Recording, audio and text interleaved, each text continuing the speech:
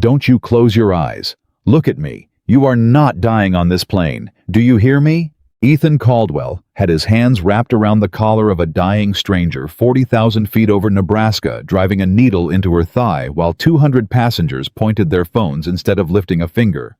His knuckles were white, his voice cracked like a whip, and the woman staring up at him with bruised blue lips was the richest person on that aircraft, a billionaire whose name he did not know, whose life was now balanced on the steadiness of a broke janitor's hands. 90 seconds later, he brought her back from the dead.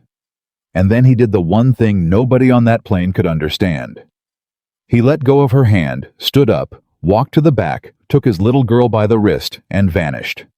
No name, no reward, gone. Stay with me to the end, because the reason will hit you like a truck. And tell me in the comments what city you're watching from. I want to see how far this one travels. Now let me take you back 4 hours to the moment it all started. The gate agent said the word overbooked, and Ethan Caldwell felt the floor tilt under him. Sir, the best I can do is a voucher and a seat on the 6 a.m. tomorrow. No. Too sharp. Too loud. The woman flinched. He caught himself and dropped his voice to something that wouldn't scare her. No, please, my mother's dying. I got the call this morning. Doctor said hours. Maybe a day if we're lucky. I drove 4 hours to make this flight. My little girl and me, we can't wait till tomorrow. There won't be a tomorrow. Sir, I understand, but the flight is full. Then bump me to the jump seat. Put me in the galley. I'll stand the whole way, I don't care. He leaned in. Ma'am, look at my daughter. Please. Lily's small hand tightened around his. 8 years old hair coming loose from a braid he'd done wrong at 5 in the morning in a gas station bathroom. She didn't say anything. She just looked up at the gate agent with her mother's eyes, and something in the woman's face gave way. Give me a second. She picked up a phone. Ethan didn't breathe. He'd trained himself out of hoping hope was a luxury, and he was a man who counted his change twice, but he watched her lips move, watched her nod, watched her hang up and start printing. You've got 34C and 34D, last 2 seats together on the aircraft. She slid the passes across. Go see your mother, Mr. Caldwell. His throat closed. He didn't let it do more than that. Thank you. God bless you. I mean that. Run. They're closing the door. He ran. Duffel bag over one shoulder held shut with a bungee cord because the zipper broke last winter, and he never had the money to fix it. Lily's sneakers squeaked on the jet bridge. He kept saying, almost there, baby, even though he didn't know where there was. His mother, maybe. The woman who'd raised him alone on a waitress's tips. The woman who used to lay her cool hand across his fevered forehead when he was small and whisper, God gave you healing hands, Ethan. He hadn't healed anyone in 6 years. They found the row. He put Lily by the window, buckled her cinched. The belt dropped into the middle seat and finally let his lungs fill. Daddy? Her voice was thin. Is Grandma going to wait for us? He looked at his daughter and made the choice he made 100 times a day, the choice to spend himself so she wouldn't have to. You know where you get your stubborn from, he said. Her. She's not going anywhere till she squeezes your cheeks one more time. Promise? He couldn't promise. So he kissed the top of her head. I promise I'll get us there. That part's on me. The aisle was still a river of boarding passengers. A man wrestling a bag into a bin. A crying baby. A college kid with headphones the size of dinner plates. And up front, past the blue curtain that split the ones who paid from the ones who couldn't first class, was already settled, already sipping something out of real glass. Ethan didn't look up there. Men like him learned not to. It only measured the distance. 20 rows ahead on the other side of that curtain, Vivian Ashford was working.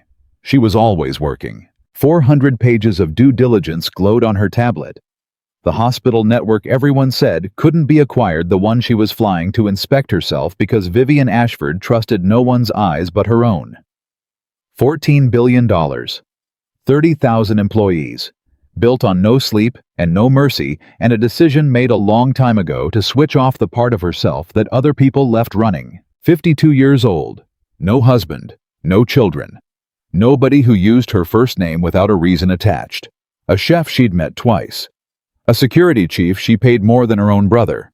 She called all of it freedom, and she'd been calling it that for so long she almost believed it. The flight attendant leaned in. "Ms. Ashford, can I get you anything before we push back? We have a lovely almond." "No almonds, I'm allergic, it's in my file." "Of course, so sorry." "Water." She didn't look up. The engines climbed.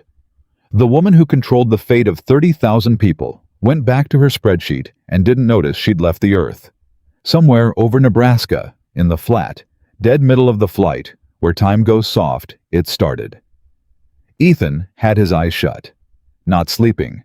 His mind was in a hospital room, 6 states away, just resting them, one arm around Lily, who'd nodded off against the glass, with her coloring book sliding off her knees. He heard it before he understood it. A voice up front, then a sharper one. That particular sound a crowd makes when something's going wrong and nobody wants to be the one to say so. Ma'am, are you okay?" "She's not breathing right." "Somebody?" Ethan's eyes opened. Old instincts don't die. They go quiet, and they wait. And something in the wet, whistling pitch of that voice reached 6 years down into a part of him he'd buried and shook it hard. Airway. He was standing before he decided to. A flight attendant rushed past with the intercom already at her mouth. "Is there a doctor on board? We need a doctor. Is there any medical personnel?" Ethan pushed into the aisle. People half stood blocking craning useless. A man already had his phone up over the seatbacks filming. Ethan shoved past him. "Sir, you need to sit. I'm a nurse." The word came out rough, rusty, a thing he hadn't said about himself in 6 years. "Let me through. I'm a nurse." The curtain was open, and in seat 2A sat a woman whose face was the wrong color, sliding from red to a deep, dusky gray. Hands clawing at her own throat, eyes wide with the specific terror of a person realizing in real time that they are about to die. One flight attendant stood frozen. Another dropped the emergency kit, hands shaking too hard to hold it. Ethan hit his knees in the aisle beside the woman. What did she eat? Talk to me. What did she eat? What did she touch? The cookie she took. One bite of the cookie. Almonds. The billionaire forced out. It was barely a word. It was barely air. Her hand shot out and clamped his wrist with the grip of a drowning bird. Anaphylaxis. He said it to himself, to the machine in his head, roaring back online after 6 dark years. Okay, look at me. He took her face in both hands and turned it to his. What's your name? Vivian. Good. Vivian. I'm Ethan, and you're going to do exactly what I say. Your throat is closing, but it is not closed yet. You hear me? Not yet. He snapped his head toward the frozen attendant. EpiPen. Is there an epinephrine auto-injector in that kit, yellow or green tube? Look. The attendant dumped the kit onto the empty seat. Gauze scissors, a cuff glass ampules rolling. No EpiPen. I don't see one. Ethan's stomach dropped through the floor. But his hands stayed still. That was the thing his mother saw in him when he was a boy, in the moment that mattered everything else. And Ethan Caldwell shook, and his hands went quiet. Then we do it the old way. Read me the labels, every vial. Now. I don't know what I'm looking at. What's your name? Deborah. Deborah, you and me are a team as of right now. Read me every word on every vial. Go. Vivian's eyes were rolling back. Her lips were the color of a fresh bruise. And the clock started in Ethan's chest, the terrible clock every ER nurse carries, the one that counts the seconds the brain goes without air. 4 minutes. He had maybe 4 minutes before this stopped being an emergency he could fix. Epinephrine 1 milligram. Show me. He snatched it. 1 to 1,000. His mind did the math without effort, without doubt, the way it used to at 3 in the morning in a trauma bay. That's it. Syringe. There's a syringe in there, find it. She found it. His hands moved on their own. Snap the ampule, draw it up, tap out the air. 0.3 of a milligram, the number surfacing from 6 years down, like it had never left. He dragged the collar of that expensive blazer aside to find muscle, and he could feel 200 people behind him holding their breath. Feel the phones, feel his daughter awake now and terrified. And none of it reached the still place at the center of him where his hands lived, Vivian. He leaned into her graying face. Don't close your eyes. Look at me. Don't you close your eyes. Her lids fluttered. Look at me. He put everything into it, the voice he'd used to reach through shock and pull people back toward the living. You are not dying on this plane. Not today. Give me 10 more seconds. 10 seconds. Can you do that? Something in her caught. Some engine that had clawed out of a childhood nobody knew about. Some refusal that built an empire. It caught his eyes and held. She gave him a fraction of a nod. It cost her everything she had left. That's it. Sharp pinch now. He drove the needle into the meat of her outer thigh through the fabric, pressed the plunger slow and steady, held it, pulled it out. Then the worst part, the waiting. Come on. One hand on her carotid, feeling the thready gallop under his fingers. The other cradling her jaw, keeping the airway lined up, keeping her eyes on his. Come on, Vivian. Come back. Come on. The whole cabin had gone silent. 200 people and not a sound. Even the baby had stopped. 10 seconds. 20. And Vivian Ashford tore in a breath. It was an ugly breath, a whooping, ripping, desperate thing. But it was air, real air into real lungs, and under his fingers, her pulse began to climb down off that panicked flutter into something with a shape. Her color came back the way dawn comes up after a bad night, the gray retreating, the pink creeping into her lips. There she is, he breathed. Again. Breathe again. Slow. I've got you. She breathed again, and again. Each one less like drowning. Somebody started to clap. Then somebody else. It swelled into ragged, relieved applause across the whole cabin, and Ethan didn't turn to see any of it. He stayed on his knees with his hand on a stranger's pulse, watching her climb back from the edge, and the only thing he felt was the thing he used to feel every shift of his old life, that bone-deep rightness, the sense of being exactly the tool the moment needed. He'd let himself forget he was ever this man. Vivian's eyes found his face. Wet, blown wide, still frightened, but present now. Alive. Her hand crept up and closed around his forearm. You said, she rasped. You said I wasn't. You're not, he said gently. You're not dying. You'll have a headache from hell and a throat like sandpaper for a day, and you need a hospital the second we land in case it rebounds.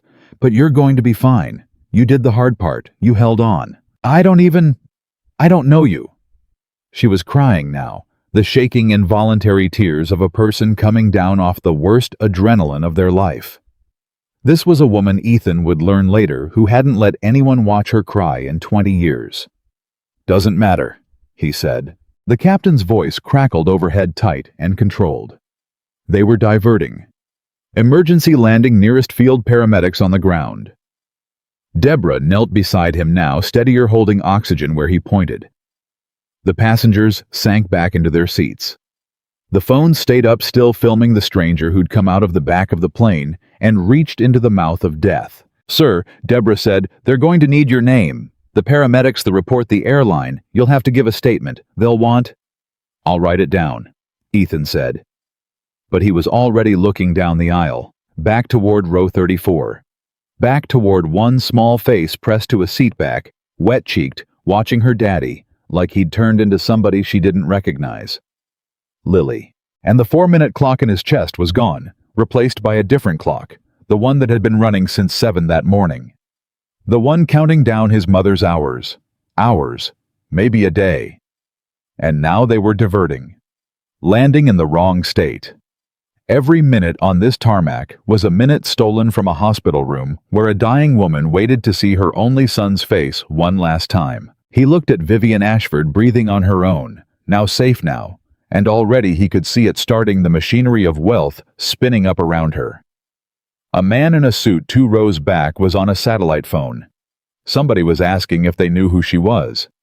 She had 100 people who'd move heaven and earth the instant those wheels touched down. His mother had one, Vivian. He squeezed her hand once and let it go. Stay on the oxygen.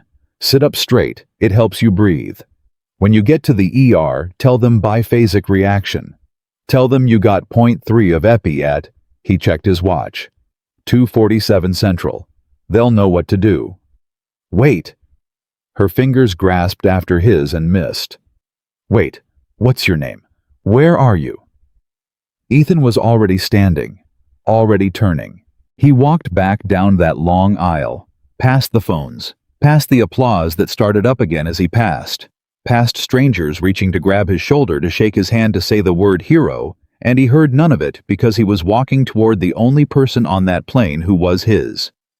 He dropped into 34C and pulled his daughter into his arms. "Daddy," Lily sobbed into his shirt. "Daddy, the lady I thought she was gonna everybody's talking. Everybody saw you saved her." "Shh, it's over, baby. She's okay. I've got you." "Are you a hero?" He closed his eyes and pressed his mouth to her hair, and he thought about a hospital bed and a woman with healing hands running out of time, and about how far the word hero was from what he felt, which was just tired. So tired. Just a man trying to get somewhere before it was too late. "No, baby. I'm just your dad. The plane came down hard on a runway that wasn't on his ticket. Paramedics were waiting at the jet bridge before the seatbelt light even blinked off. The intercom asked everyone to remain seated, so medical personnel could board. Everyone stayed seated. Everyone except Ethan Caldwell. He was already unbuckling Lily, already pulling the busted duffel from under the seat, already crouched in the aisle at her level. "Lilybug, listen to me. We're gonna move fast. Okay, stay right on my hip. Don't let go of my hand for anything." "Are we in trouble?" No, baby. We gotta go. Grandma's waiting." Two paramedics pushed up the aisle toward first class. Behind them, a flight attendant was scanning the cabin, and Ethan heard her before he saw who she meant. The man who helped her. He was sitting back there, that's Sir. "Sir, could you wait one moment? The paramedics need..." Every head in the cabin turned toward him. Here is what a lifetime of being invisible teaches a man how to move through a crowd that's finally looking at him. Ethan swung the duffel onto his shoulder, lifted Lily onto his hip, and started forward, not toward first class, but toward the same door everyone else would use, timing it waiting for the aisle to jam. "Sir." Deborah was working her way toward him. "The lady's asking for you, she wants to. Tell her I said she's gonna be fine." He kept moving. "Tell her sit up straight and stay on the oxygen. But your name, she wants to thank you. The airline needs a..." "I'm not the one who needs thanking." He reached the front. The door was open now, the outside air rushing in cold and loud. A gate agent stood there with a clipboard and a man in a suit. Vivian's clearly corporate, already assembling a story, stepped into his path with a business card held out like a summons.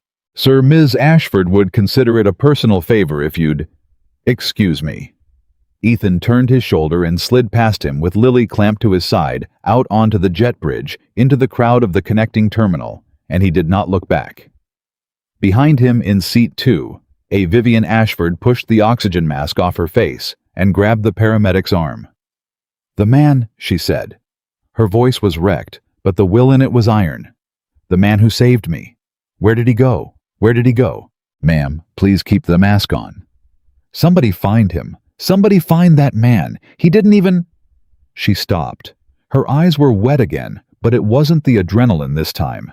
It was something she hadn't felt in so long she barely recognized it. He didn't even take anything. He didn't want anything. Who does that?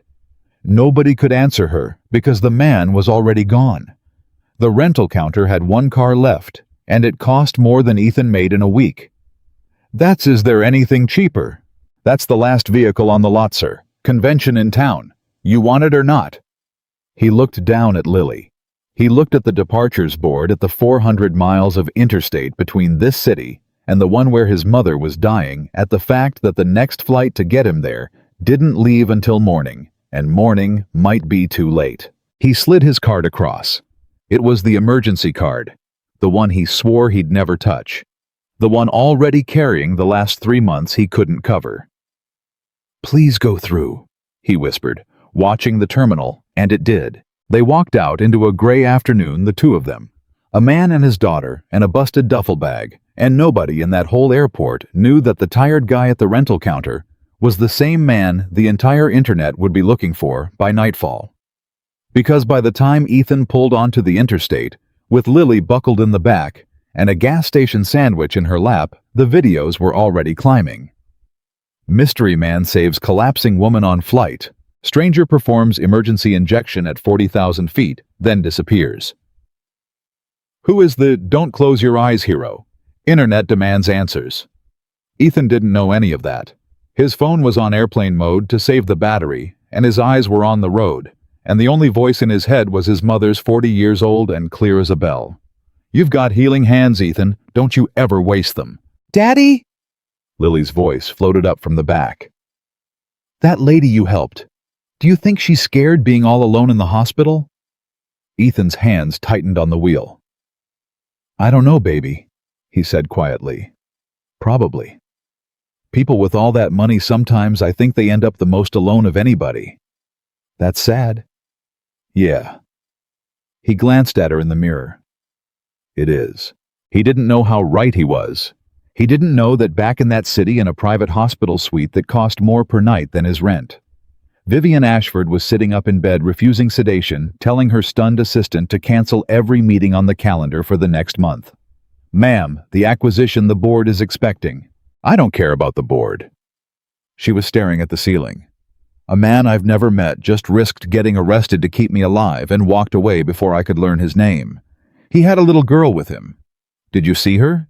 He had a kid, and he still—" She pressed her hand flat against her chest over the spot where his palm had been feeling for her own pulse, the way he'd felt for it. "Find him. Whatever it costs. I want to know who he is. I want to know everything." "Everything. Everything." Her jaw set. "A man doesn't save your life and run unless he's running from something.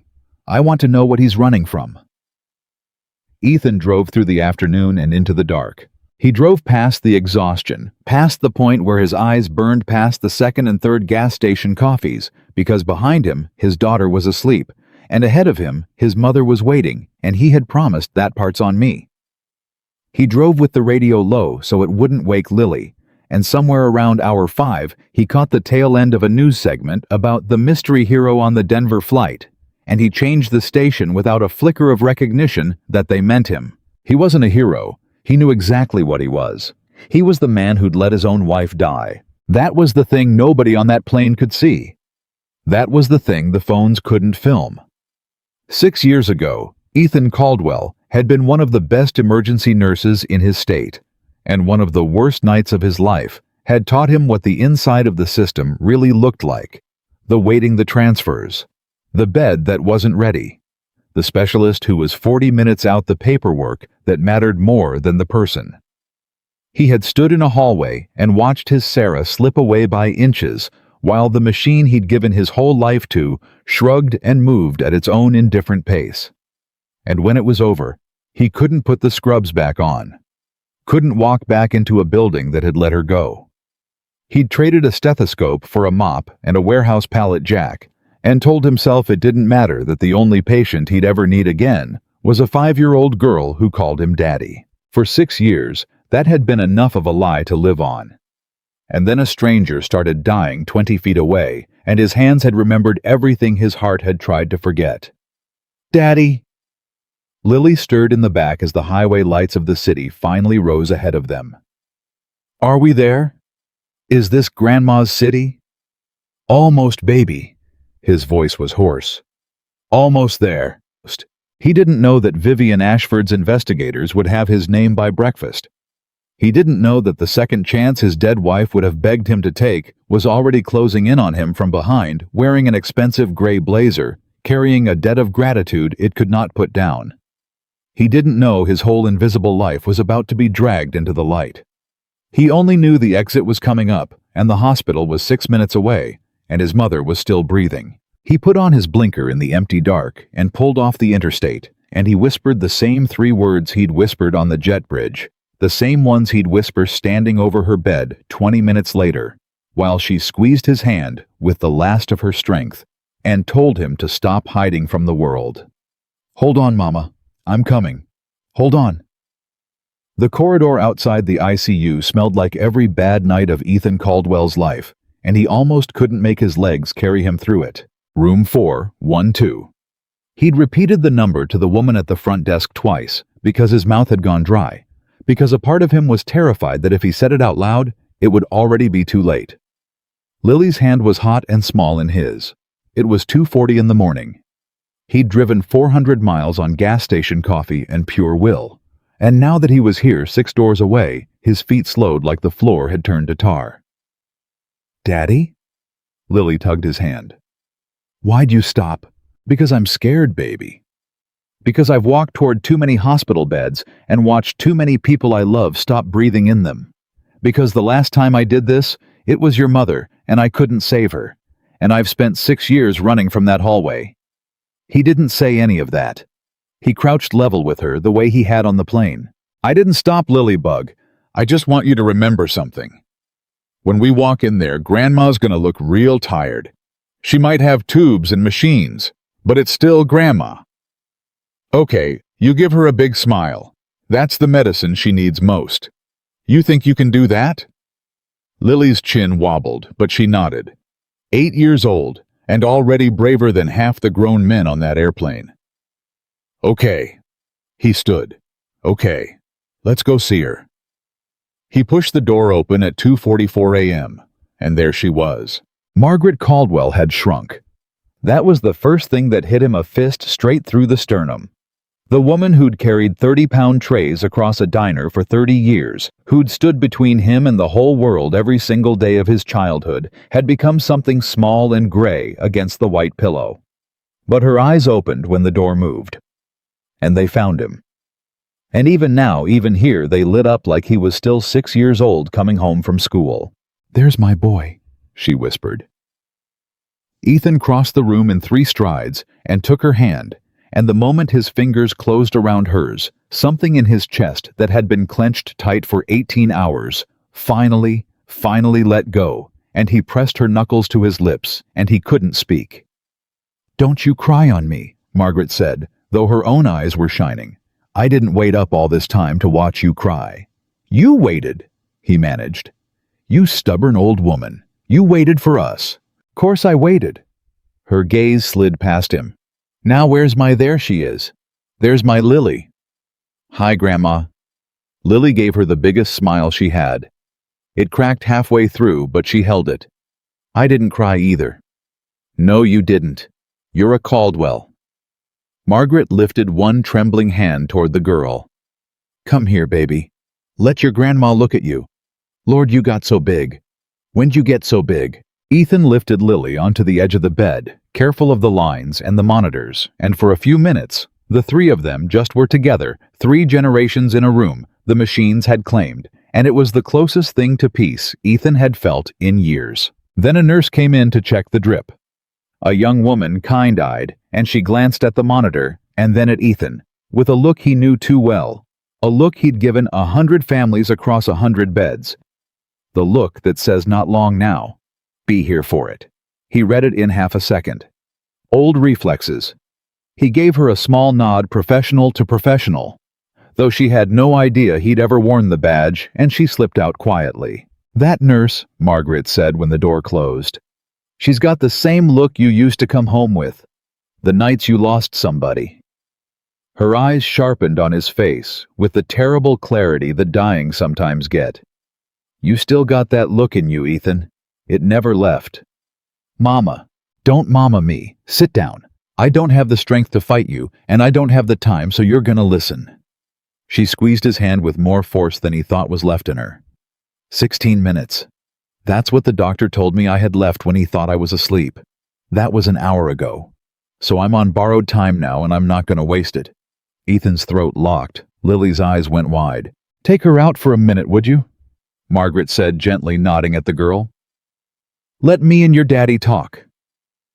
Ethan carried Lily to the door, handed her $1 for the vending machine down the hall, and made her promise to pick the loudest, crunchiest thing they had, and watched until she was safely at the glowing machine, before he turned back to his mother and sat down heavy in the chair, and finally let his face come apart. "I couldn't save her, Mama."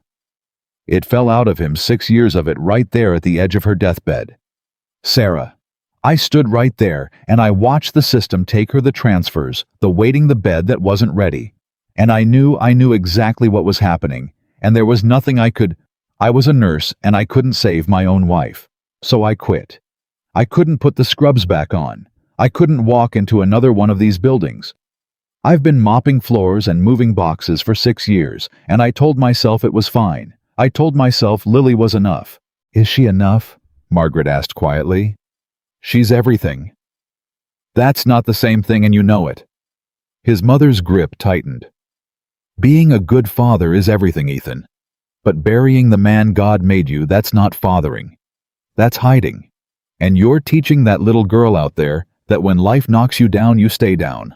Is that what you want her to learn from you?" The words hit him like cold water.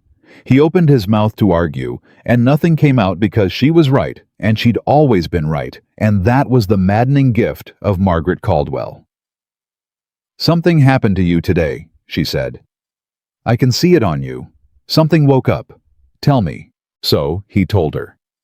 About the plane, about the voice up front, and the old instinct that dragged him out of his seat before he decided to move. About the woman turning gray, the hands going still, even as everything else in him shook the needle, the 10 seconds the breath she finally tore back into her lungs. He told his dying mother the whole thing, and as he told it, he watched something come alive in her face, some old pride, some old certainty. "You saved her," Margaret breathed. "I ran, Mama, right after. I didn't even give my name. I just took Lily and ran to get to you." "Of course you did, because I raised you right." She was crying now and smiling through it. Ethan, listen to me. God put you on that plane. You hear me? Out of all the seats, all the flights, you were in that one. Your healing hands, they didn't rust. They were just waiting." She pulled his hand up and pressed it flat against her own chest over her failing heart, the way he'd pressed his against a stranger's 20 feet in the air. "Feel that? That's still going. Because of hands like yours, mine went a lot longer than it should have. Don't you dare waste what you've got. Promise me. Promise your mother right now that you'll stop hiding, that you'll go back to it." Ethan looked at his hand on his mother's chest, at the frail rise and fall of it, and every excuse he'd built over 6 years turned to ash. "Mama, I can't just, it's been 6 years, the licensing, the exams, I don't have the money, I didn't ask you how. I asked you to promise." Her eyes bored into his. "The how always comes. You know that. The how showed up on a plane today, didn't it? Promise me." The monitor beside the bed gave a small stutter. Ethan's trained ear caught it before the alarm did. His whole body went cold. "Mama, promise me, Ethan." The door opened and Lily came back in clutching a bag of chips, and Margaret's face transformed, all the pain smoothing out of it, replaced by pure grandmother. "There's my girl. Come sit by me, both of you, right here where I can see you." They sat, Lily on one side, Ethan on the other, and Margaret Caldwell looked back and forth between the two people she loved most in a wrecked and beautiful world, and she smiled. "I got everything I wanted," she said. "Right here, my boy and my girl. Grandma, you want a chip? You know what, baby, I do." Margaret let Lily place a single potato chip against her lips and made a great show of it, and Lily laughed, and it was the last laugh Margaret Caldwell would ever hear, and Ethan knew it, and he memorized the sound. "Ethan." His mother's voice was going thin now, the words spacing out. "You never answered me." He took her hand. He looked at his daughter's face and his mother's face, and he understood that this was the moment that some promises you make, not because you know how to keep them, but because the person you love needs to leave the world believing you will. "I promise," he said. "I promise, Mama. I'll stop hiding. I'll go back. I'll be the man you raised." Margaret Caldwell closed her eyes, and the deep lines of a hard life eased out of her face, and she smiled like a woman who had finally set down something heavy. "Healing hands," she whispered. "God gave you healing hands." The monitor's rhythm slowed, and at 3:19 in the morning, with her son holding one hand and her granddaughter holding the other, Margaret Caldwell stopped fighting and let go. Ethan didn't move. He couldn't. He sat there holding the hand that had held his through every fever, every scraped knee, every hard night of a hard life, and he felt the exact moment it stopped holding back. "Daddy." Lily's voice was very small. "Is Grandma sleeping now?" He pulled his daughter into his lap and held her against his chest so she wouldn't see his face, and he pressed his lips to her hair, and he said the truest, hardest thing he'd ever said. "Yeah, baby, Grandma's resting now. She's not hurting anymore." Did she hear me? When I laughed, did she hear it? She heard it.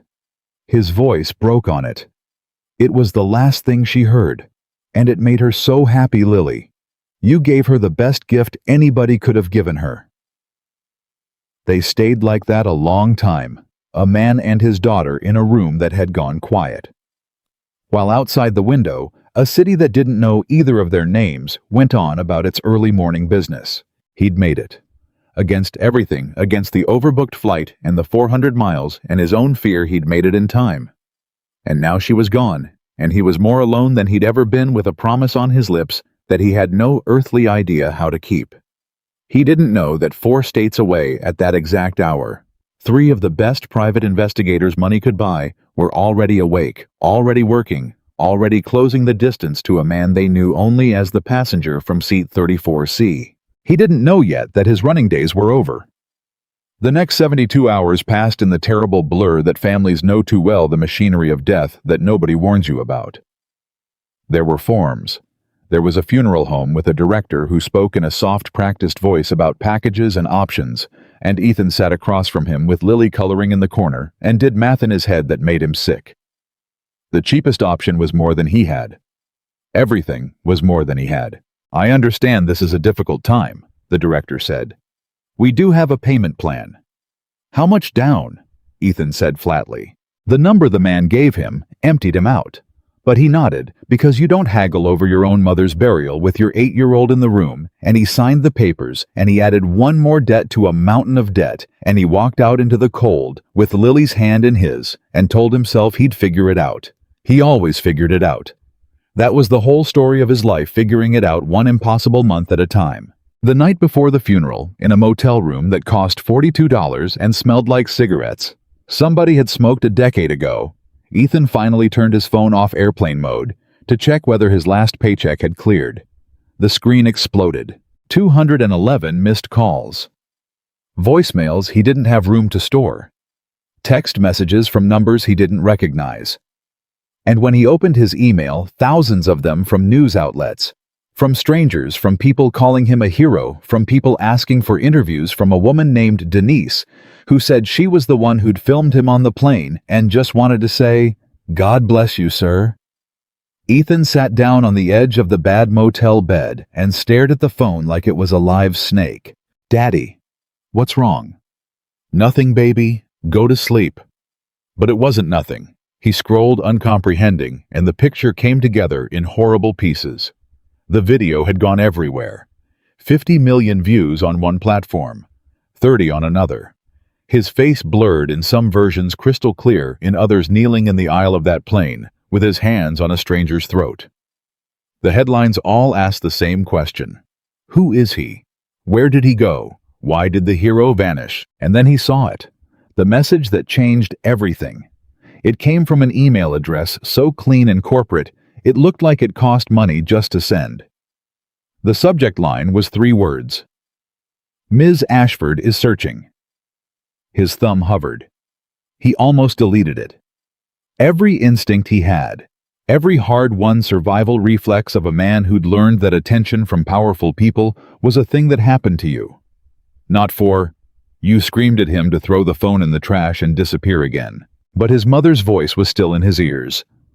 The how always comes. The how showed up on a plane, didn't it? He opened it.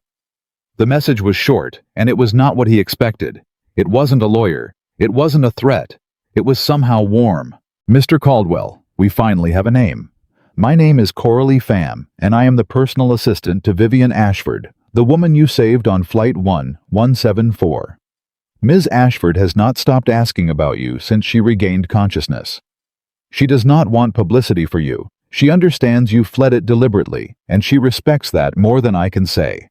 She wants only one thing: to look you in the eye and thank you properly on whatever terms you set. She said, and I quote, 'Tell him I know he was running to something not away from me. Tell him I understand. Tell him I'll come to him.' Please, if you read only one message in that flood, let it be this one." Ethan read it 3 times. Then he set the phone face down on the nightstand and put his head in his hands, and in the dark of a $42 motel room the day before he buried his mother, he did something he hadn't let himself do in 6 years. He let the whole thing catch up to him at once, and he wept. He wept for Sarah dead in a hallway because the system moved too slow. He wept for his mother gone at 3:19 in the morning with a chip crumb on her lip. He wept for Lily, who deserved a father who wasn't drowning. He wept for the man he used to be, the nurse with steady hands buried under 6 years of mops and pallets and shame. And somewhere in the middle of it, without deciding to, he wept for the woman on the plane too, the stranger with the bruised blue lips who had grabbed his wrist like a drowning bird and lived, and who apparently could not stop asking about him. He didn't answer the message. Not that night. He couldn't. He had a mother to bury first. They put Margaret Caldwell in the ground on a Tuesday morning, under a sky the color of dishwater, and there were 9 people there. 9. A woman who'd fed half her town for 30 years across a diner counter, who'd raised a good man alone, who'd never once in her life turned away a hungry stranger, and 9 people came to say goodbye. Ethan stood at the graveside in the one suit he owned, holding Lily's hand, and he understood something his mother had been trying to tell him from her deathbed. This is what the system does to people like us. It uses us up, and it forgets our names. His mother had healed a whole town 1 plate at a time, and died gray and small in a bed she couldn't afford, and 9 people came. He was not going to let that be the whole story. Not anymore.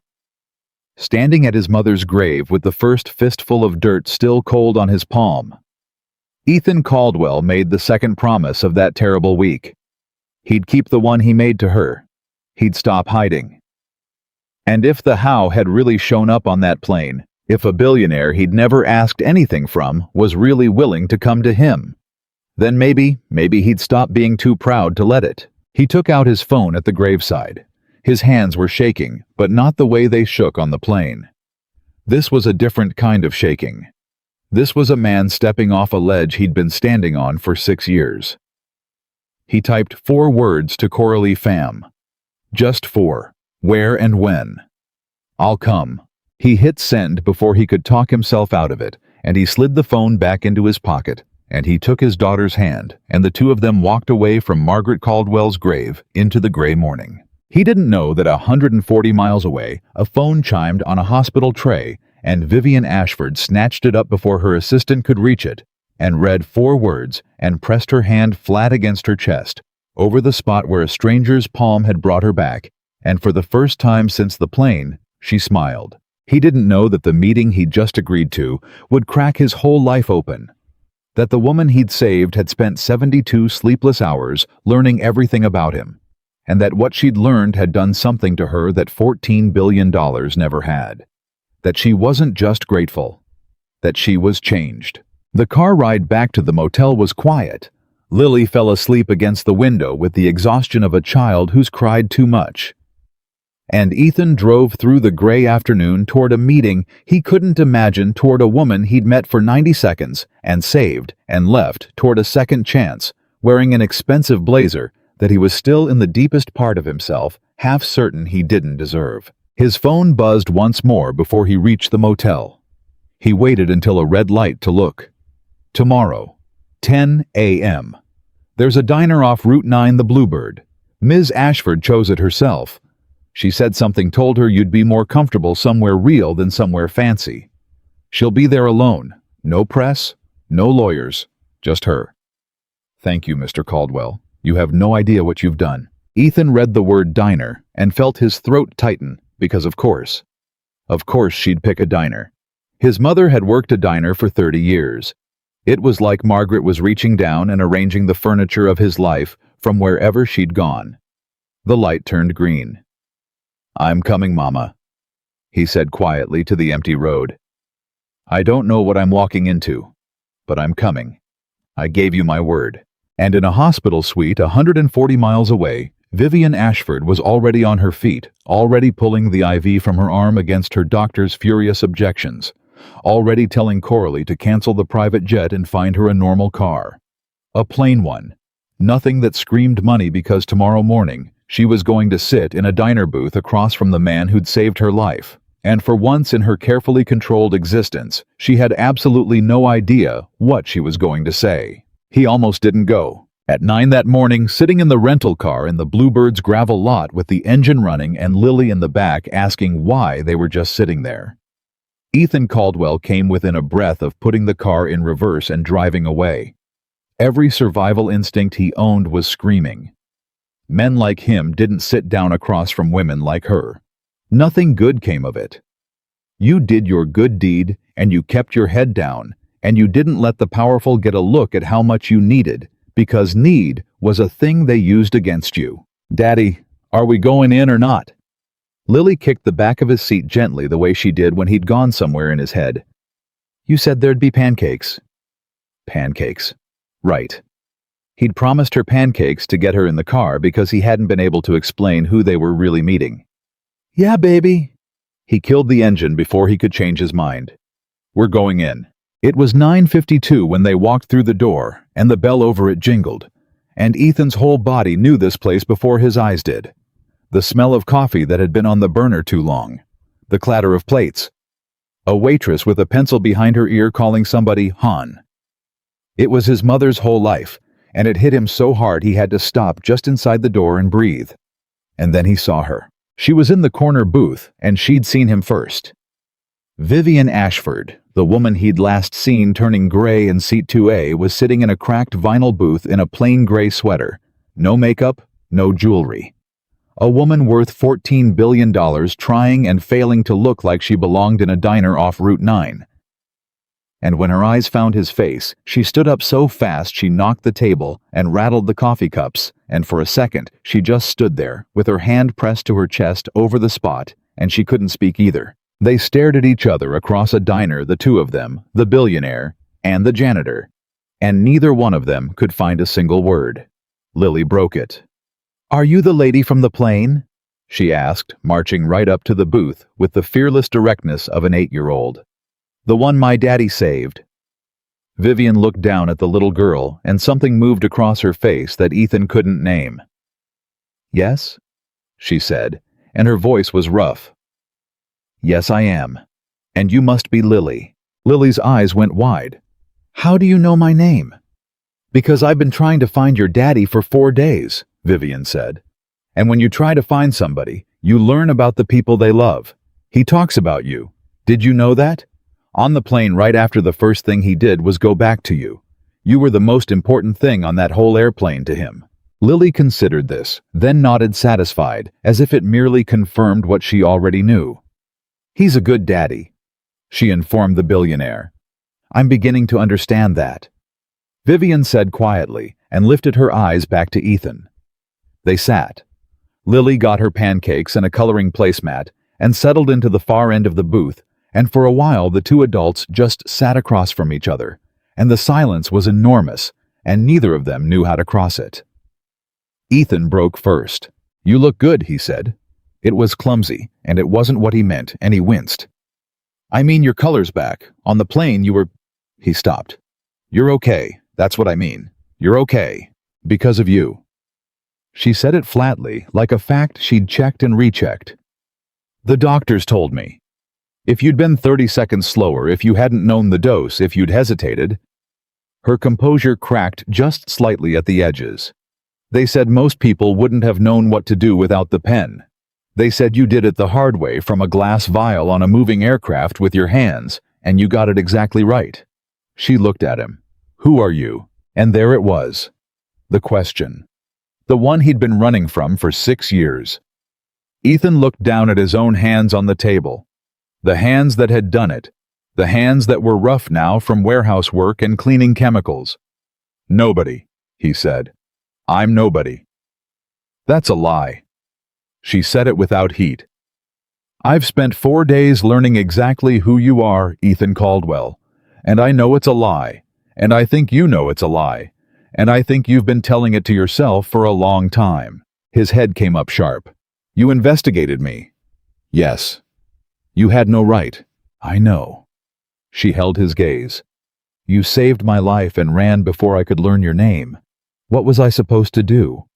Let you disappear? I owe you everything I have. Everything. I wasn't going to let the one person who—" She stopped and gathered herself, and when she went on, her voice was steadier. "I found out you were an ER nurse, one of the best in your state. I found out you left the field 6 years ago. I found out why." The waitress arrived to refill their coffee, and Ethan waited jaw tight until she was gone. "Then you know more than you have any business knowing," he said low so Lily wouldn't hear. "So we can skip the part where you pretend you don't know about my wife." "Sarah," Vivian said gently. Her name was Sarah. The name in a stranger's mouth was almost more than he could take. Ethan's hand tightened around the coffee cup until his knuckles went white. "Don't," he said. "I'm sorry." And she looked like she meant it. "I'm not going to pretend I understand what that was like. I've never lost anybody like that.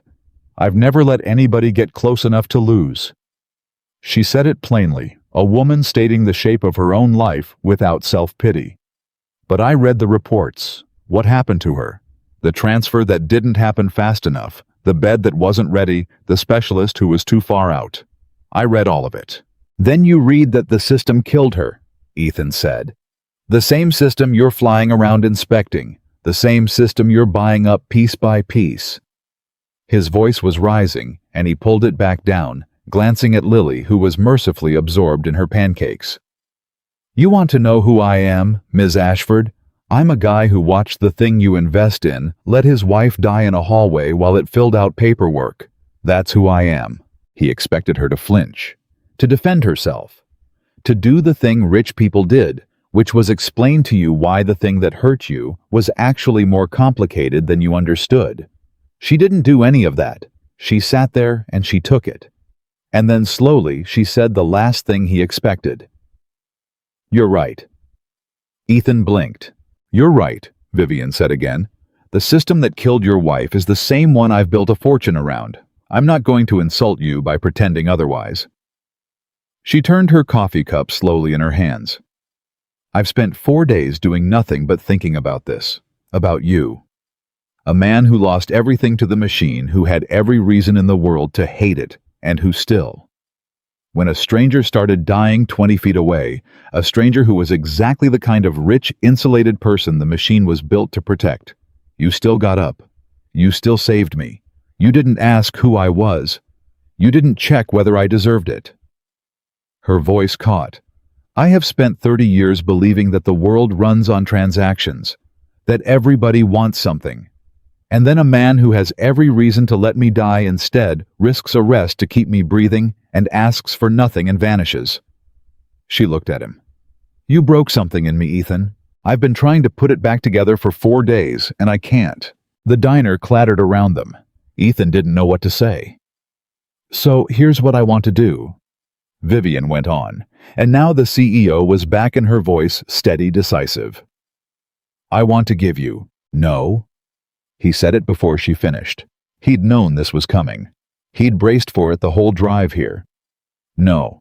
Whatever it is, no. I didn't save you for a check. If I take your money, then it was a transaction, and it wasn't.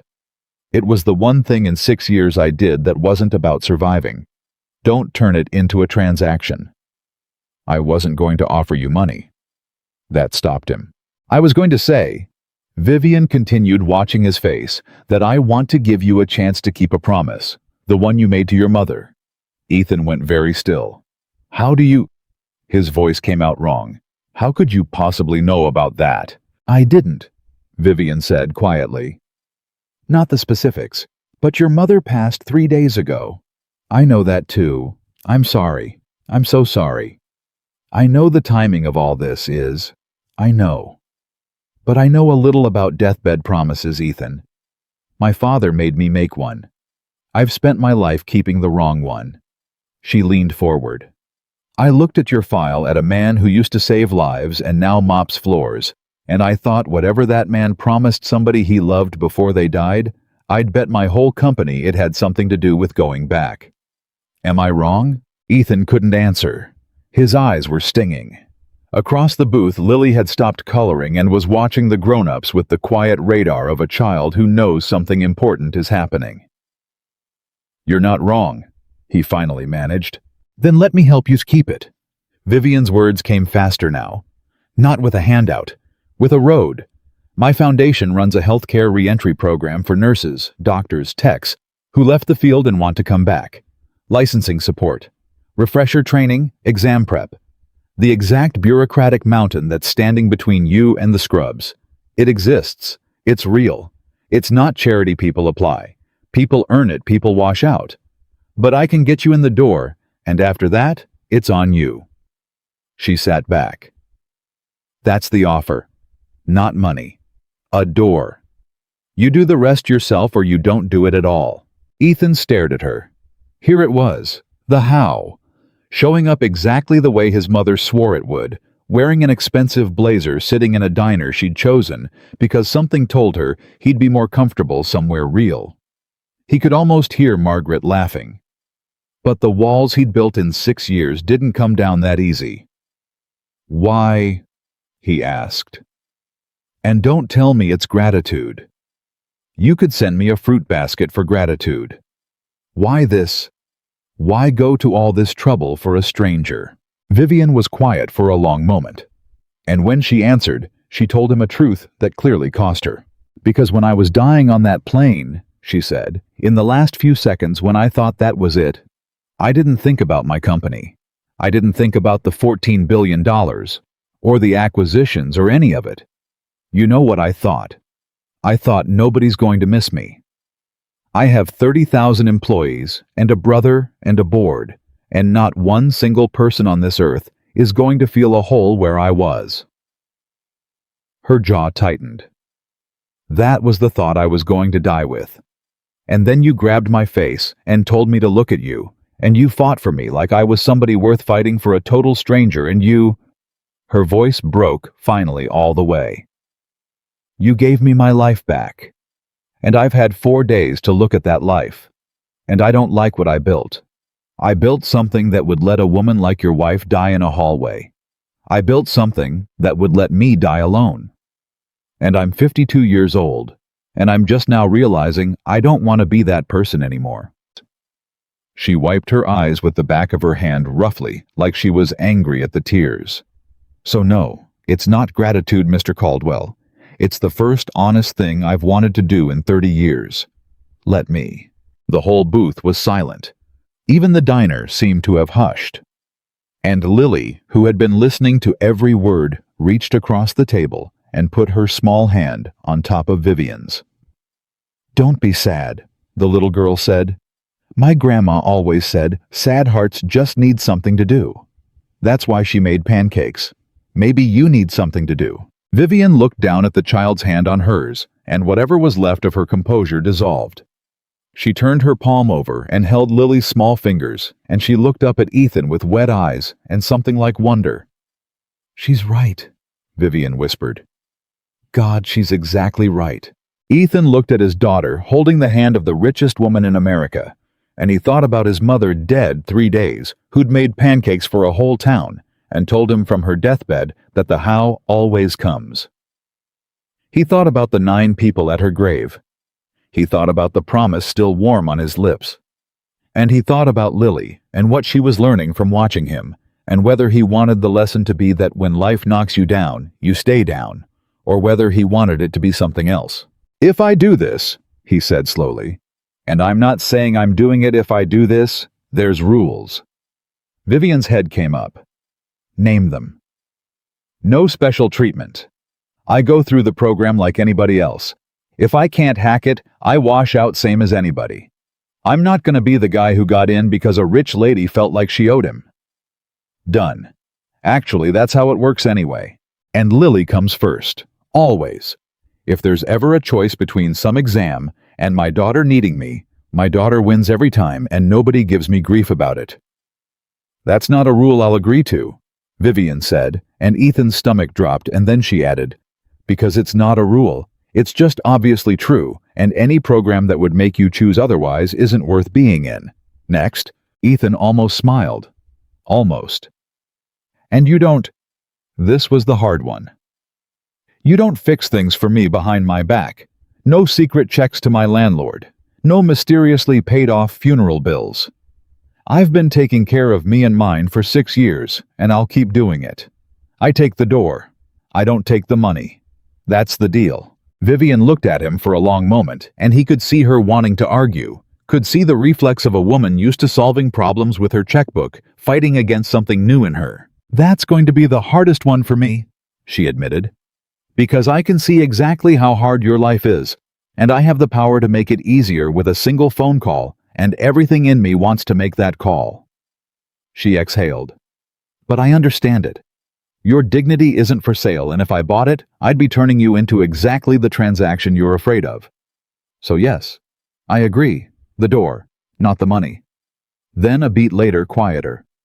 Though I reserve the right to buy your daughter the occasional stack of pancakes. That's non-negotiable. Lily perked up. I like her, Daddy. And that somehow broke the last of it. Ethan let out a breath he felt like he'd been holding for 6 years, and he put his rough hand out across the cracked diner table. Okay, he said. Okay, I'm in.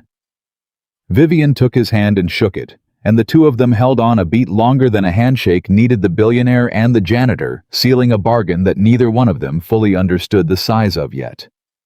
You won't regret this, Vivian said. I regret it already, Ethan said, but the corner of his mouth was turning up as he said it, and for the first time in a very long time, the man's face had something on it that looked like hope. They talked for 2 more hours in that booth. Vivian bought them both breakfast, and Lily a second stack of pancakes she absolutely did not need, and slowly, carefully, the two adults began the strange work of becoming people who knew each other. He told her about Sarah, really told her more than he'd told anyone in 6 years, and Vivian listened the way she apparently did everything completely with her whole attention, and she didn't try to fix it or minimize it or rush him through it.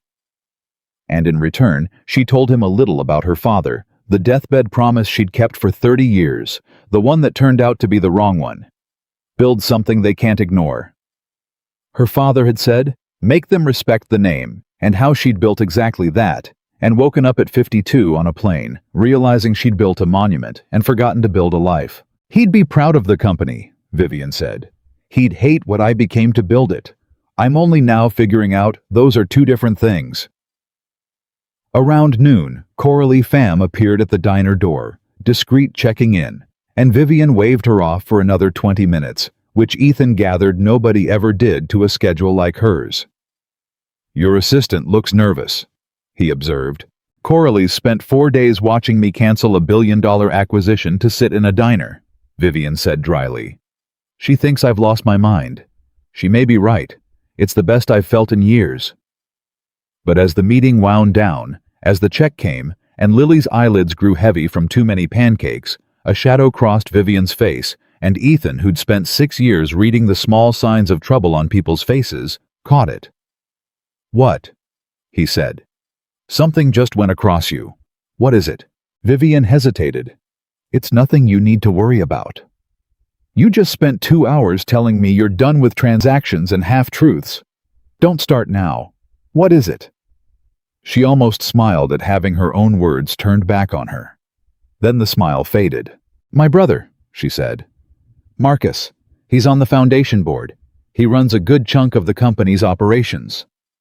She turned her cup again, that nervous habit. When I called from the hospital and told my people I wanted to find you, to help you to put you through the re-entry program, Marcus was the only one who pushed back. Hard. He wanted to know what I was thinking, taking on a warehouse worker, with a 6-year gap and a dead career, putting the foundation's name behind his words, a nobody with a sob story and a viral video. Her jaw set. He thinks you're a liability. He thinks you're going to embarrass us. And Marcus is not a man who lets things go. Ethan felt the old cold settle into his gut. This was the part he'd known was coming.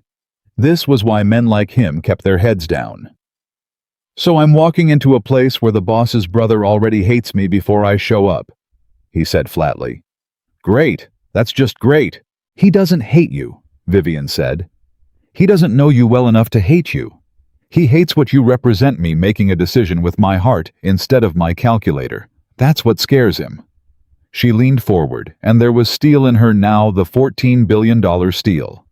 "But hear me on this, Ethan. It's my foundation, my name on the door.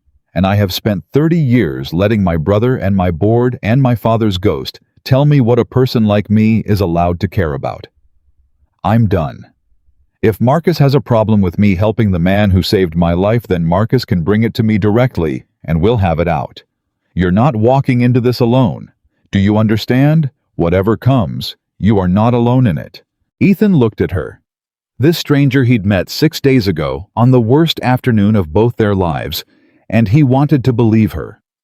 He did. But he'd trusted powerful people's promises before, and he knew how they held up when the wind changed. "People say that," he said quietly. "You are not alone. Then things get hard, and it turns out they meant you are not alone until it costs me something." Vivian held his gaze without flinching. "I already died once this week," she said. "It costs me exactly nothing to be brave now because you gave me a life I wasn't supposed to have. Everything from here is borrowed time, and I'm not going to spend borrowed time being a coward." She put a card on the table, plain, just a number handwritten on the back. "My personal line, not Coralie's. Mine. You call it any hour, any reason, and I answer. That's how you'll know I mean it. Not from what I say today. From whether I pick up at 2 in the morning when you're drowning in exam prep and your daughter's got a fever and you think you can't do this. Call me then. See if I answer." Ethan picked up the card, turned it over. 10 digits in a woman's handwriting. "I've never called a number like this in my life," he said. "Neither have I," Vivian said. "I've never given it to anyone. You're the first." Outside, Coralie appeared at the door again, and this time she looked like she couldn't hold the schedule any longer, and Vivian nodded and began to gather herself to go. But before she stood, she reached across the table and after a moment's hesitation, put her hand over Ethan's rough one, the way Lily had put her hand over hers. "Thank you," she said. "Not for the offer. For getting in the car this morning when everything in you told you not to. I know you almost didn't. I could see it on your face when you walked in." Her eyes were bright. "You keep saving my life, Ethan Caldwell. You just don't know you're doing it." She stood and she smiled down at Lily. "You take care of your daddy, okay? He's a good one. They're rare." "I know," Lily said solemnly. "I already told you that." Vivian laughed, a real laugh, the kind Ethan suspected she didn't spend often, and then she walked out of the diner into the gray noon light and got into a plain car with no driver and drove herself away. Ethan sat in the booth for a long time after she'd gone, turning the card over in his fingers. Lily had finally crashed head down on the coloring placemat, one hand still holding a crayon. "Well, Mama," he said quietly to the empty seat to the diner that smelled like her whole life, to the woman 3 days in the ground who'd sworn to him the how would come. "You were right. You're always right. It came." He looked down at his daughter sleeping off her pancakes, and he thought about scrubs and exams and a brother named Marcus, who already had it in for him, and a mountain of licensing bureaucracy and 6 years of rust on hands that used to be the best in the state. It was going to be brutal. He knew that. He knew it the way he knew everything hard about his own life in his bones. But for the first time in 6 years, brutal felt like something other than a wall.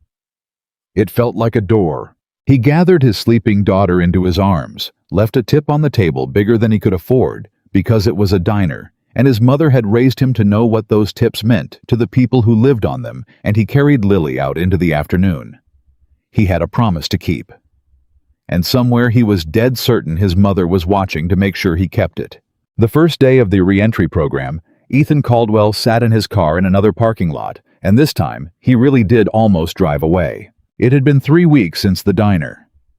3 weeks of paperwork of a move to a small apartment closer to the training center of enrolling Lily in a new school where she knew nobody, of nights spent staring at a ceiling wondering what in God's name he'd agreed to. And now it was 7:40 in the morning, and he was sitting in the lot of the Ashford Foundation's clinical training facility, watching people half his age walk in with backpacks and coffee and easy confidence, and every one of them looked like they belonged. And he looked like a 40-year-old warehouse worker who'd wandered in off the street. His phone buzzed.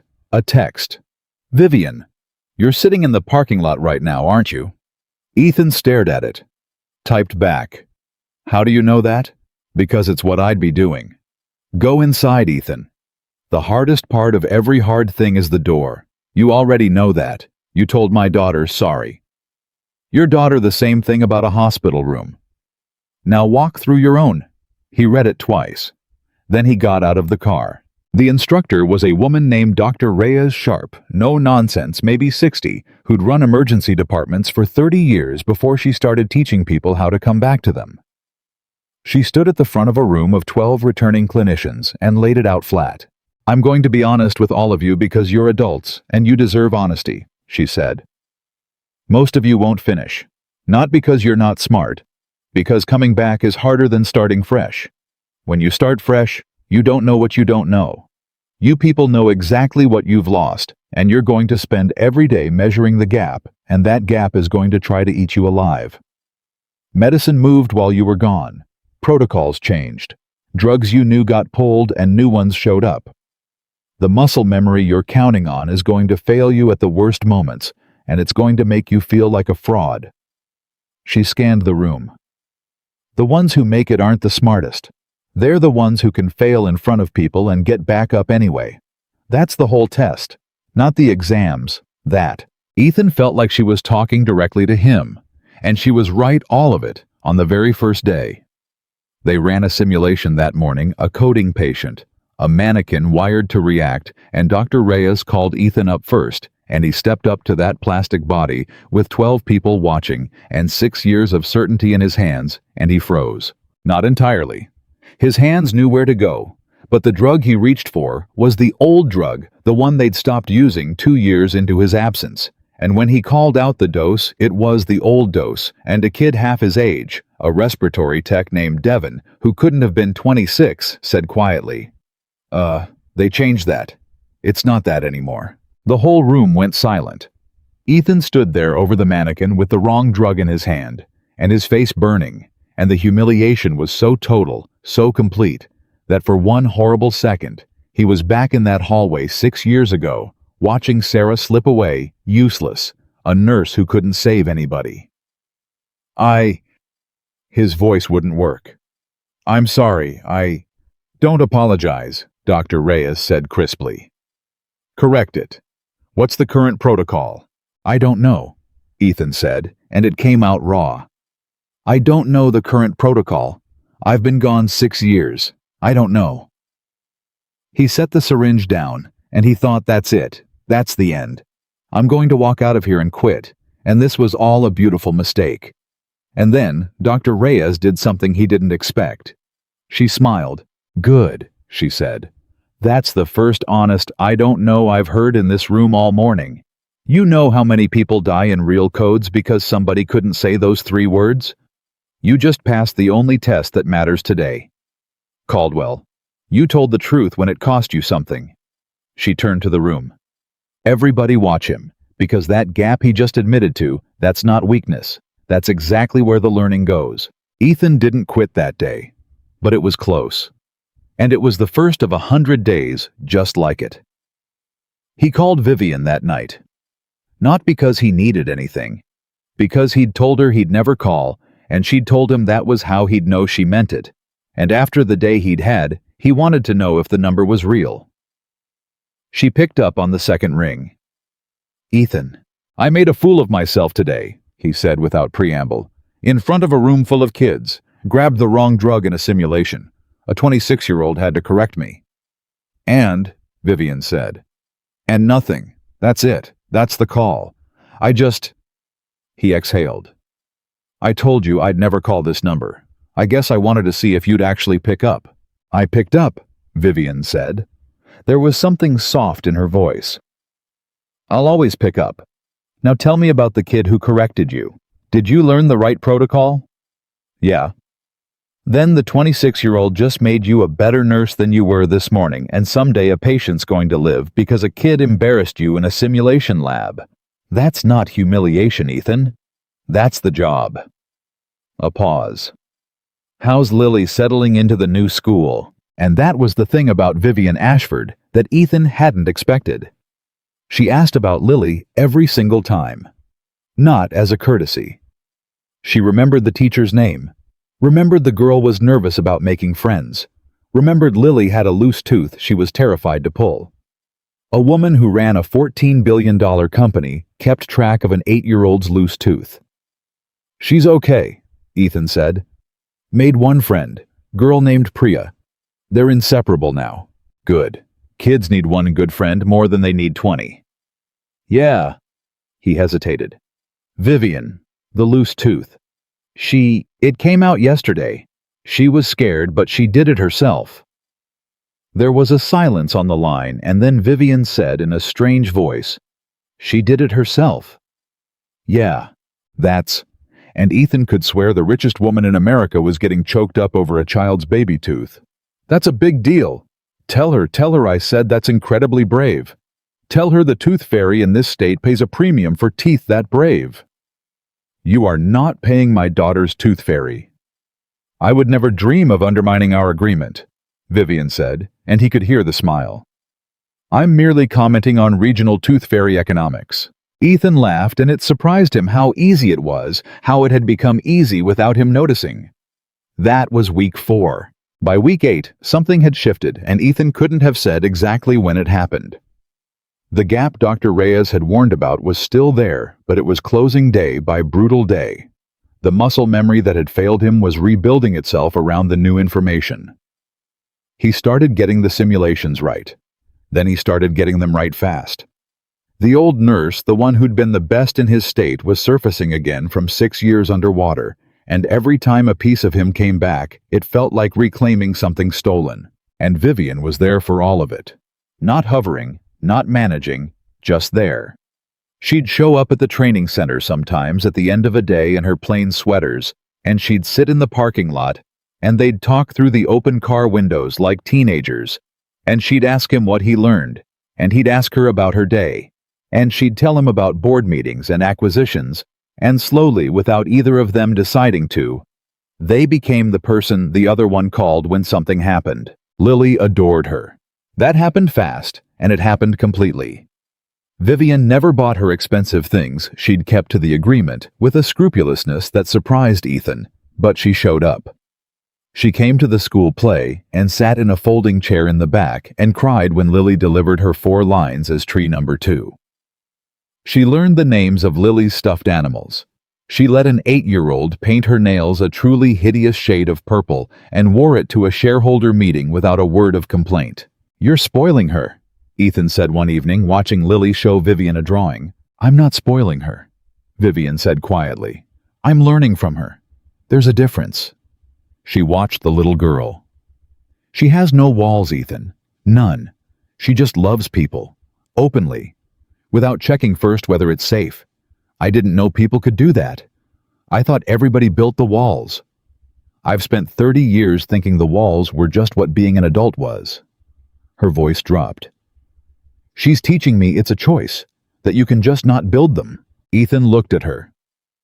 This woman who'd told him in a diner that nobody would miss her if she died slowly coming apart and back together over the course of 10 weeks, and he understood that he wasn't the only one being healed in this arrangement. He'd thought Vivian was fixing his life. It was starting to look like they were fixing each other's, which was exactly when Marcus made his move. It was week 11, a Thursday 10 in the morning, and Ethan was in the middle of a pharmacology exam, when his phone buzzed in his locker with a text he wouldn't see until he came out 2 hours later. When he did see it, it was from Vivian, and it was 3 words that dropped ice down his spine. "Call me now." He called from the hallway, still holding his exam papers. "What happened?" Marcus filed a formal complaint with the foundation board. Vivian's voice was tight-controlled, the CEO voice. "He's questioning your admission to the program. He's calling it favoritism, says I bypassed the standard vetting because of a personal relationship, that it exposes the foundation to liability, that if the press found out the woman from the viral video was funding her rescuer, it would look like exactly what he says it is." A pause. "He's requesting a full review of your file. And Ethan? He's not wrong that it looks bad. That's the problem. From the outside, it looks exactly like what he's saying." Ethan leaned against the wall. "So he can throw me out?" "No, he can't throw you out. Only the board can, and I control the board, but—" She stopped. "But what?" "But he's not really trying to throw you out," Vivian said slowly, and Ethan could hear her working it out even as she said it. "Marcus is smarter than that. Throwing you out is small. He's using you as the wedge. This isn't about you. This is about me. He's been waiting years for me to make an emotional decision. He could point to some proof that I've lost my edge, that I'm not fit to run the company the way our father built it. You're just the evidence. He's going to stand up in front of the board and say, 'Look what she did. She canceled a billion-dollar acquisition she's been distracted for 3 months, and now she's funneling foundation resources to a stranger she has feelings for. He's building a case that I've compromised my judgment.'" Her voice hardened. "He wants the company, Ethan. He always has. And you're the opening he's been praying for." Ethan closed his eyes. This was the exact thing. The thing he'd told her in the diner. You are not alone until it costs you something. And now it was costing her something. Her company, maybe, and he was the reason. "Then cut me loose," he said. "What?" "You heard me. Cut me loose. Say Marcus was right. Say you made a mistake. Pull my file, protect yourself. I'll finish the program some other way. I'm not going to be the thing your brother uses to take everything you built." His voice was rough. "I told you, this is what happens. This is why men like me keep our heads down. Cut me loose, Vivian. I mean it." There was a long silence on the line. "Are you finished?" Vivian said quietly. "Vivian, because I want you to listen to me very carefully now." Her voice was low and even, and absolutely immovable. 3 months ago, I was dying on a plane thinking nobody would miss me, and a stranger who had every reason to let me die grabbed my face and told me I was worth fighting for. He didn't cut me loose, when it would have been so much easier to just get to his mother to protect himself and his daughter. When I was nothing to him but a rich stranger, he owed nothing. He stayed on his knees in that aisle and he fought for me." Her breath caught. "So no, I am not cutting you loose. Do you understand me? You do not get to be brave for me on a plane and then ask me to be a coward for you now. That's not how this works. You showed me what a person does when it costs them something. I was paying attention." Ethan couldn't speak. "Marcus wants a fight," Vivian went on, and now there was something almost dangerous in her voice. "He's been circling for years, and he finally thinks he found the soft spot. He thinks the soft spot is you. He thinks because I care about you and your daughter, that's a weakness he can pry open." A beat. "He's about to learn it's the opposite. For 30 years, I've been exactly the hard, alone, calculating person he could predict. He knows how to fight that person. He doesn't know how to fight a person with something to protect. Neither do I, honestly. But I'm about to find out." "What are you going to do?" "There's a board meeting in 6 weeks. The annual foundation gala the night before. It's the biggest event we do. 300 people, donors, press, the whole world. Marcus wants his review. He's going to get it. But he's going to get it my way, in my time, in front of everyone." Her voice was steel now. "And in the meantime, you are going to do exactly one thing. You are going to keep your head down and finish that program at the top of your class so that when Marcus stands up and calls you a charity case who didn't earn his spot, I can put your exam scores on the table and let them speak. A pause. Can you do that? Can you be the best in that program not for me, but so that no one can ever say you didn't earn it? Ethan pushed off the wall. Something was rising in him, the old thing, the fight. Watch me, he said, and he meant it. The next 6 weeks were the hardest of his life, harder than the warehouse, harder even than the first days of grief. He slept 4 hours a night. He studied at the kitchen table until 2 in the morning after Lily was asleep, then got up at 6 to make her breakfast and get her to school. He ran every simulation twice. He begged Dr. Reyes for extra scenarios. He learned the new protocols cold, then learned the reasoning behind them, then learned the reasoning behind the reasoning, because he was not going to be a man who knew the answer, but not why. And Dr. Reyes watched him do it, and one afternoon in week 14 she pulled him aside. "I've been doing this a long time," she said. "I know when somebody's running from something. You're running from something." "I'm running toward something," Ethan said. "There's a difference." She looked at him a long moment. "Yeah," she said. "Yeah, there is. And you found it." She handed him a folder. "Your midpoint evaluation. I don't usually show these before the committee reviews them. I'm showing you." Ethan opened it. His scores were the highest in the program. Not close. The highest.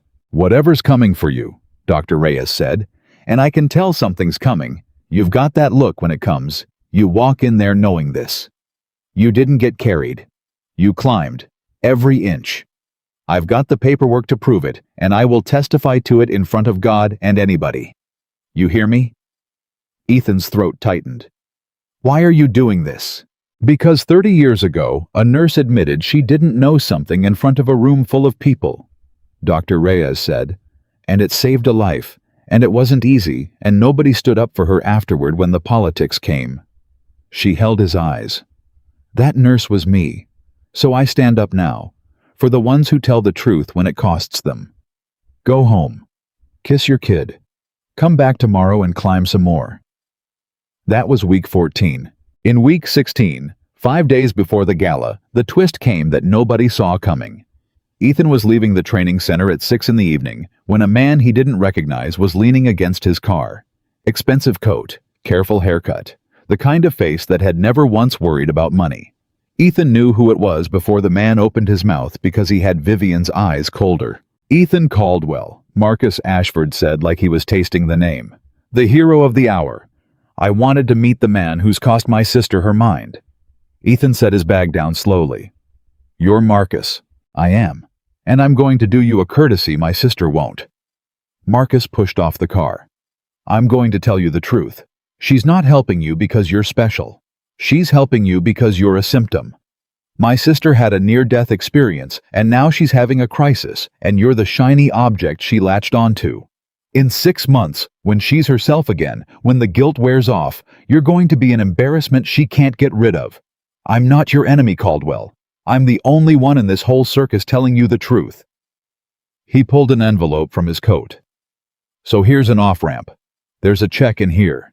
A generous one. Enough to finish your training anywhere you want, far from us, far from the press, far from my sister. Take it. Disappear the way you're so good at disappearing, and everybody wins. Especially Vivian. Because if you actually care about her the way she seems to think you do, you'll understand that the kindest thing you can do is get out of her life before you take her whole company down with you." And here was the terrible thing. Here was the part that would have destroyed the old Ethan. Marcus wasn't entirely wrong. Some of what he said landed on the exact fears Ethan had been carrying since the diner. What if he was a symptom? What if he did take her company down? What if the kindest thing really was to disappear because disappearing was the one thing he'd always been good at? Ethan looked at the envelope. He thought about how easy it would be. He thought about 6 years of keeping his head down, of the survival wisdom that said men like him didn't win fights like this. And then he thought about his mother dead in a bed she couldn't afford, and the 9 people at her grave, and a promise made over a failing heartbeat. He thought about Vivian saying, "You do not get to be brave for me," and then ask me to be a coward for you. He thought about Lily watching, always watching, learning what a man does when someone tries to buy him. Ethan picked up the envelope. He held it for a moment, and then he handed it back, unopened. "You know what your sister told me the first day we met," he said quietly. "She told me she thought nobody would miss her if she died.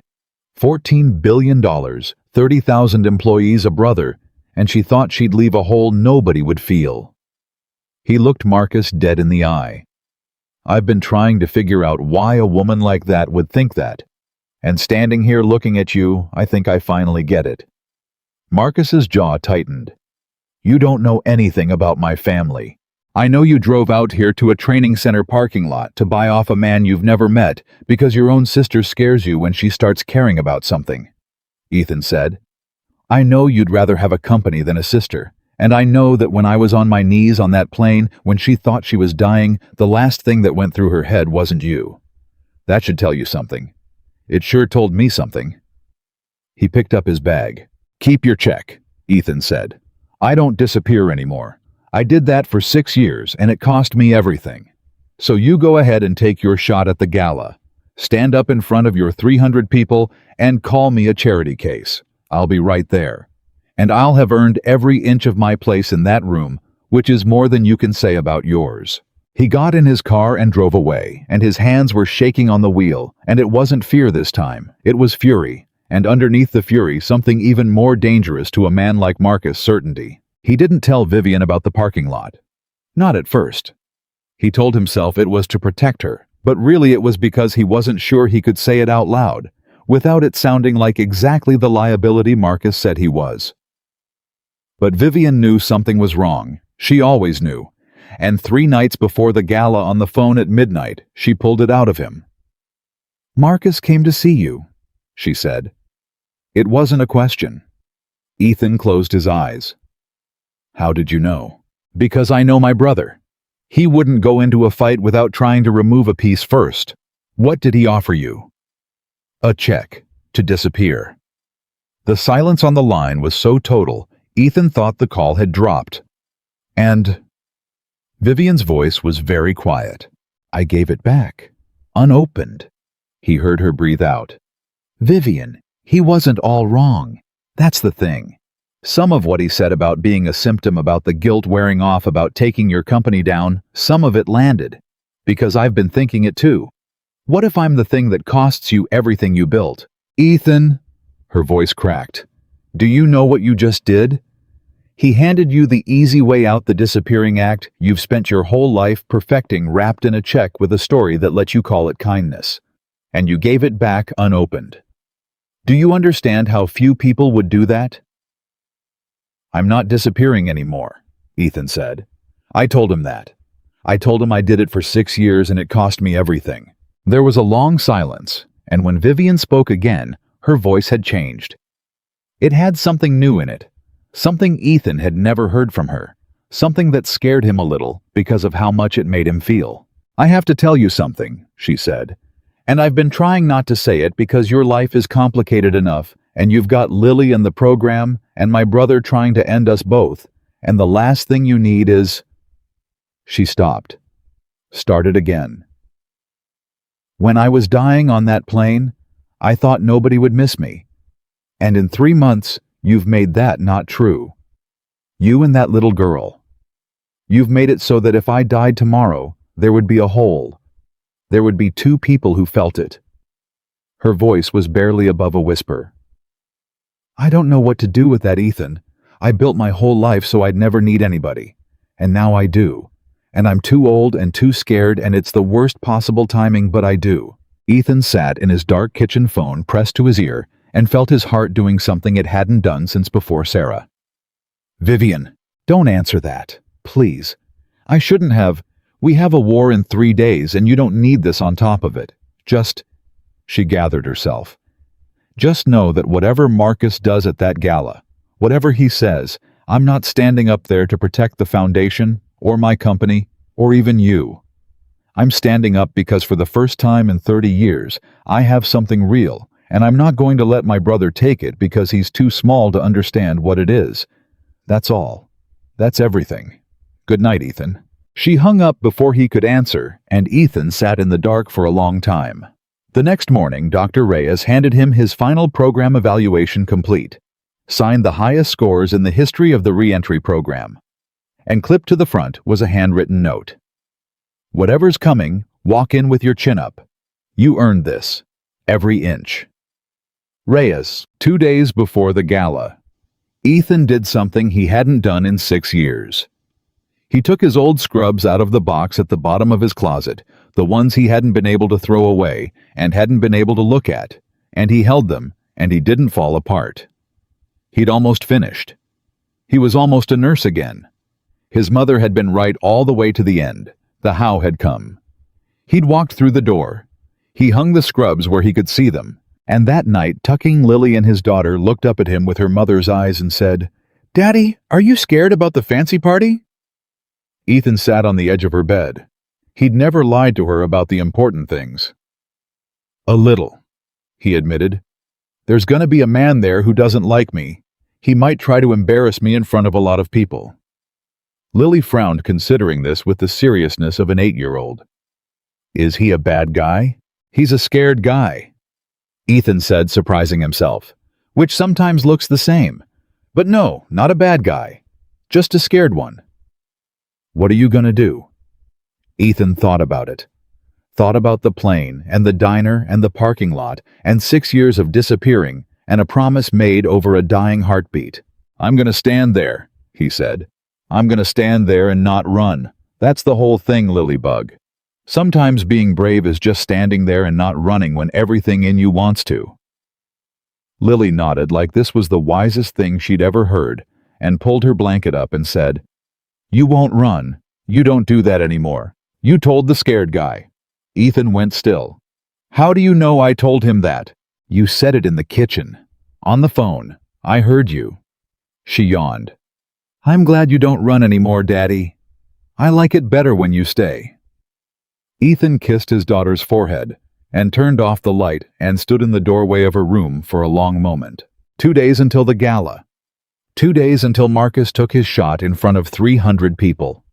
2 days until the whole thing he'd rebuilt from the ashes got tested in a single night, in a room full of people who'd spent their whole lives believing that a man's worth could be measured by the size of his bank account.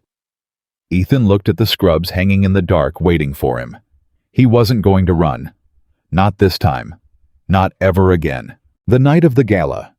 Ethan Caldwell stood in a rented tuxedo he couldn't afford and didn't want, and for the first time in weeks, he wasn't tempted to run. He'd made his peace with it in the car. Whatever happened tonight, whatever Marcus threw at him in front of 300 of the most powerful people in the state, he was going to stand there and take it with his chin up the way Dr. Reyes told him to, the way he'd told Lily.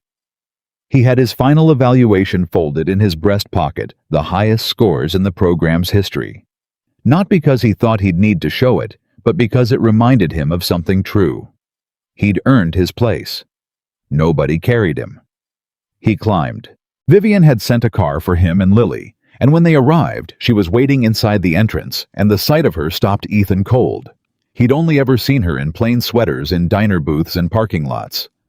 Tonight, she was Vivian Ashford, the $14 billion woman in a gown the color of deep water, and she was breathtaking, and she was also, he could tell in half a second, terrified underneath it. "You came," she said. "I told you I don't run anymore." He looked at her. "You okay?" "No," Vivian admitted quietly. "My brother's been working the room for an hour. He's got half the board convinced I've lost my judgment. He's going to make his move during my remarks, stand up, demand the review, do it in front of the donors and the press, so I can't bury it." Her jaw was tight. "It's going to be ugly, Ethan. I need you to know that going in. He's going to say things about you. Cruel things. In front of everyone." Lily tugged Vivian's gown. "You look like a queen," she said, awed, and whatever was clenched in Vivian's chest loosened just slightly, and she crouched down in that gown in front of everyone to be level with the child. "Thank you, sweetheart. That might be the only nice thing anybody says to me all night." "Daddy's not scared," Lily confided. "He told me he's just going to stand there and not run. You can do that too. We can all just stand there and not run. Vivian looked at the little girl for a long moment, and something crossed her face, some resolve settling into place. "Yeah," she said softly. "Yeah, we can." Out of the mouths of babes. She stood and squared her shoulders, and the terror was still there, but now there was steel over the top of it. "Okay, let's go, not run." For the first hour, it was almost bearable. Ethan stood at the edge of the room, with Lily's hand in his, a fish out of water, in a sea of tuxedos and diamonds, and he watched Vivian work the crowd, and he watched Marcus work it too. From the other side, the two Ashfords circling the same room, like weather systems about to collide. A few people recognized Ethan. The video had never fully died down, and a few came up to shake his hand and call him a hero, and he accepted it with the same discomfort he always felt around that word. And then at 9 o'clock, Vivian took the stage. The room quieted. She stood at the podium, luminous and composed, and she began to speak about the foundation, about the year's work, about the healthcare initiatives, and it was polished, and it was practiced, and Ethan could see she was building toward something. And he could see Marcus near the front waiting, coiled a wolf, who thought he knew exactly when to strike. Marcus struck early. That was his mistake. He didn't wait for her to finish. "Before my sister goes any further," Marcus said, standing, his voice pitched to carry smooth and reasonable and devastating, "I think the people in this room, our donors, our board, the press, deserve some transparency, because there's a story here Vivian isn't telling you." The room rustled. 300 heads turned. Vivian's hand tightened on the podium, but she didn't stop him. She let him come. Ethan realized with a cold thrill that she'd wanted this. She'd let Marcus pick the ground, and now she was going to take it from him on it. "Some of you recognize the man standing in the back." Marcus went on, and every head in the room swiveled toward Ethan, and Lily's hand tightened in his, and he made himself stand still.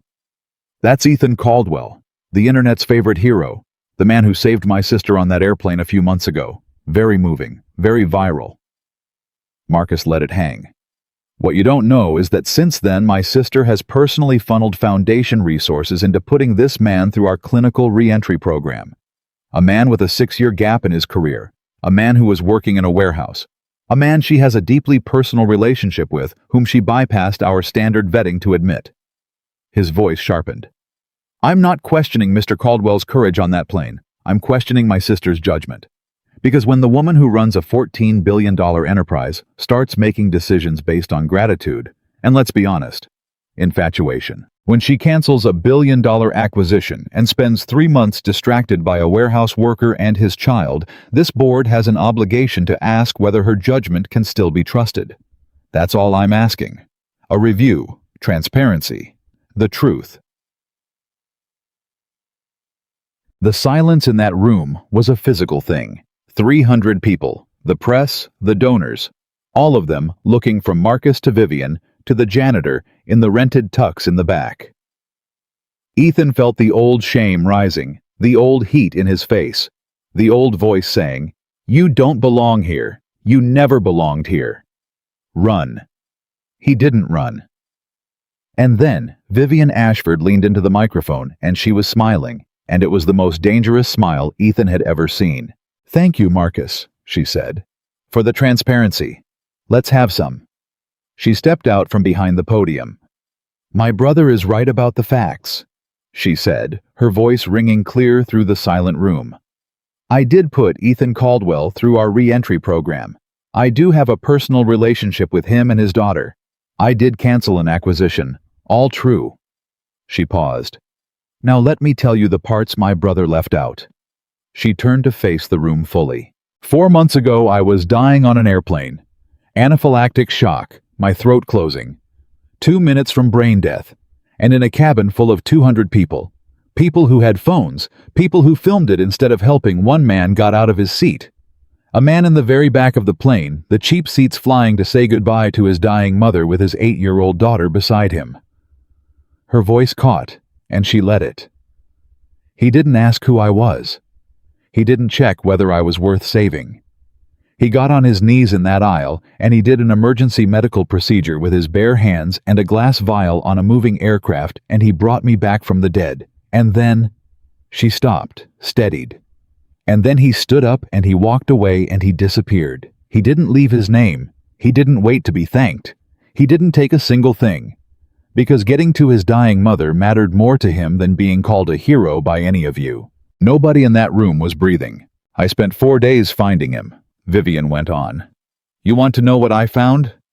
I found a man who was one of the best emergency nurses in this state before the healthcare system. The same system some of us in this room profit from. Let his wife die in a hallway, waiting for a bed that never came. I found a man so broken by that loss that he walked away from medicine and spent 6 years mopping floors and moving boxes to raise his daughter alone.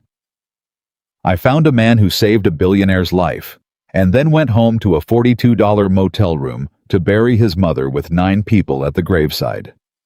9. Her voice cracked like a whip. That's who my brother is calling a charity case. That's the man he says I bypassed vetting for. She reached into a folder on the podium. Marcus wants a review of Mr. Caldwell's file. Fine, here it is. She held up a document. His final evaluation. The highest scores in the history of our re-entry program. Not the highest among the returning students this year. The highest ever. I didn't carry him, Marcus. Nobody carried him. He climbed at 40 with a grieving daughter and no sleep, and your knife in his back, and he beat every metric we have. She set it down. So no, my judgment isn't compromised. My judgment is the best it's ever been. Because for 30 years I made decisions with a calculator, and I built something profitable, and I built something cruel, and it took nearly dying to teach me the difference. She looked directly at her brother. You're right that I've changed, Marcus. You're right that I'm not the person our father built anymore, and thank God for it. But she wasn't done. And this was the part Ethan didn't see coming, the part nobody in that room saw coming, the part that turned the whole night on its axis. Since we're being transparent, Vivian said, and now her voice had gone quiet and terrible. Let's talk about why my brother is really so afraid of my judgment improving. Let's talk about the internal audit I've been quietly running for the last 2 months.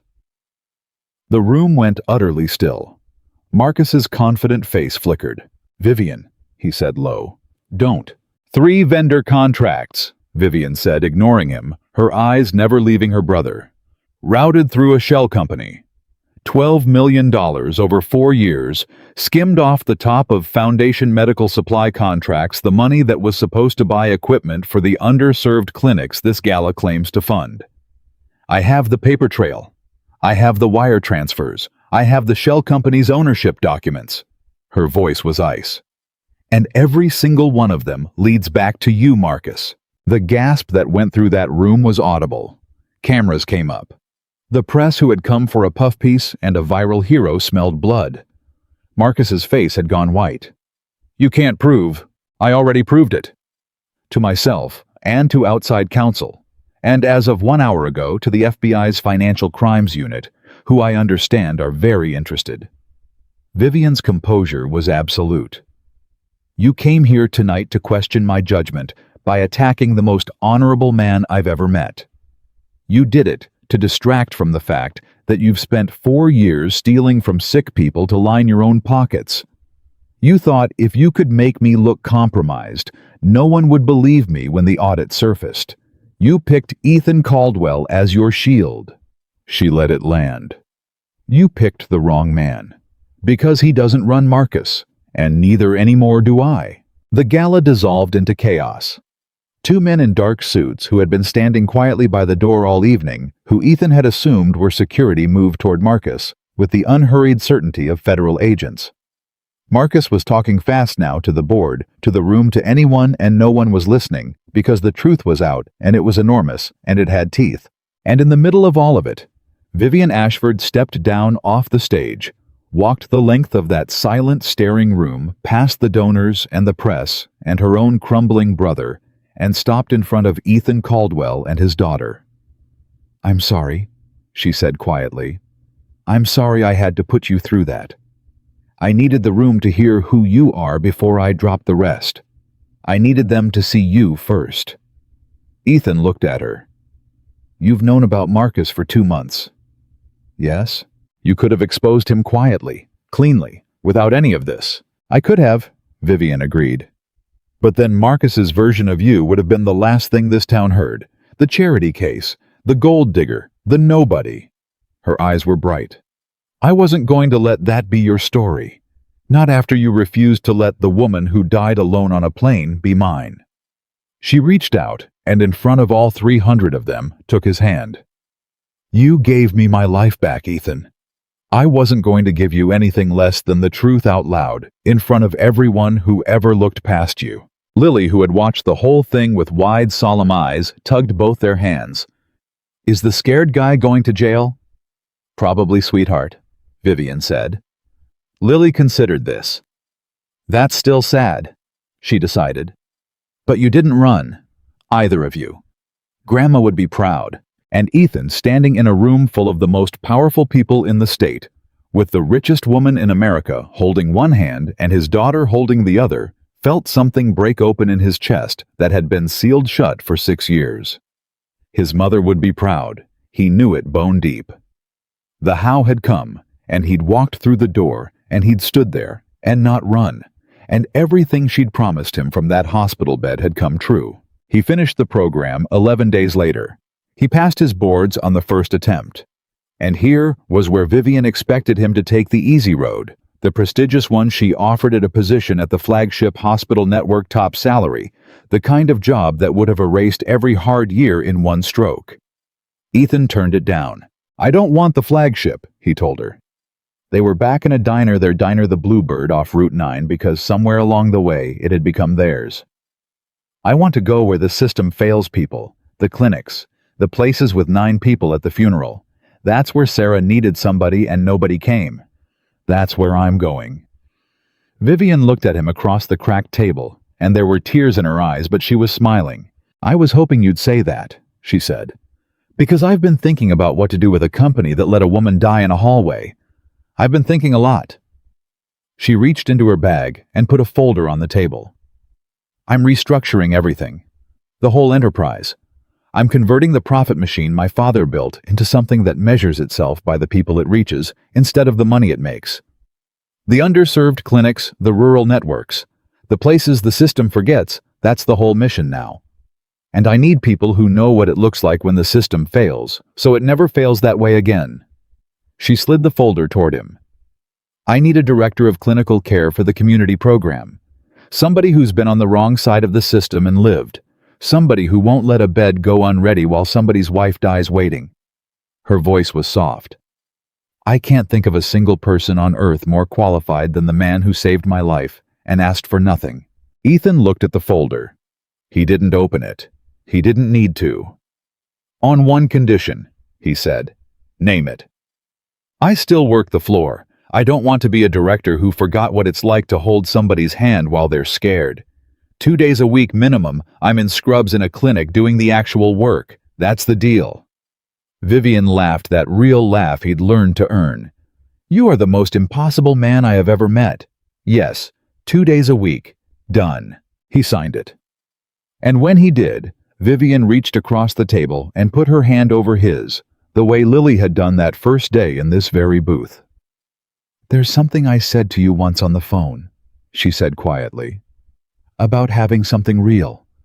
I told you not to answer because we were 3 days from a war. Well. She met his eyes. The war's over. So I'm asking now, and you can answer. Ethan turned his hand over and held hers. Vivian, he said, I've got a daughter who thinks you're a queen and a mother in heaven who arranged half of this on purpose, and I don't have anything to give you. No money, no company, nothing but a job you gave me and a heart that stopped being any good 6 years ago and only started working again the day you started dying on an airplane. His voice was rough. That's my whole offer. It's not much. It's everything, Vivian said. It's the only real thing anyone's ever offered me. Lily from the far end of the booth, deep in her pancakes, said without looking up. Are you guys going to get married? Priya's parents got married and she got to be the flower girl. And it was the best day of her whole life. The two adults looked at each other, and they laughed, and neither of them said no. That was 2 years ago. Today, if you drove out to the community clinic in the part of the county, the maps forget the part where the funerals used to have 9 people. You'd find a nurse named Ethan Caldwell working the floor in scrubs, holding the hand of somebody scared, because he never forgot what it was like to be on the wrong side of the door. You'd find a clinic that used to turn people away now, taking everyone funded by a foundation that measures its worth in lives and not dollars, run by a woman who was once the coldest calculator in the business, and is now, by her own cheerful admission, a completely different person. You'd find a marriage that nobody at that gala would have predicted, and a girl named Lily, who did in fact get to be the flower girl, and who reports it was the best day of her whole life. And if you asked Ethan Caldwell about the plane, about the video, about the day he saved a billionaire and vanished, the moment 50 million people watched the moment that changed everything, he'd tell you the truth. The same truth he told his daughter in the back of a rental car on the worst day of both their lives. He'd tell you he's no hero. He'd tell you a hero is just an ordinary person who refuses to close their eyes when someone else is dying, who refuses to stay down when life knocks them flat, who refuses to run when standing still is the hardest thing in the world. He'd tell you his mother had it right from the very beginning, from a diner counter and a fevered childhood forehead and a deathbed at 3:19 in the morning. God gave him healing hands, and this time he didn't waste them. That is the whole story of the single father who saved a billionaire at 40,000 feet and disappeared without a trace, not because he wanted nothing, but because the thing he wanted couldn't be bought, only earned. He earned it, every inch. And the man the whole world tried to overlook became the one who proved once and for all that the truest heroes never ask for applause, and that a single act of compassion offered by an ordinary man with nothing to give can change everything.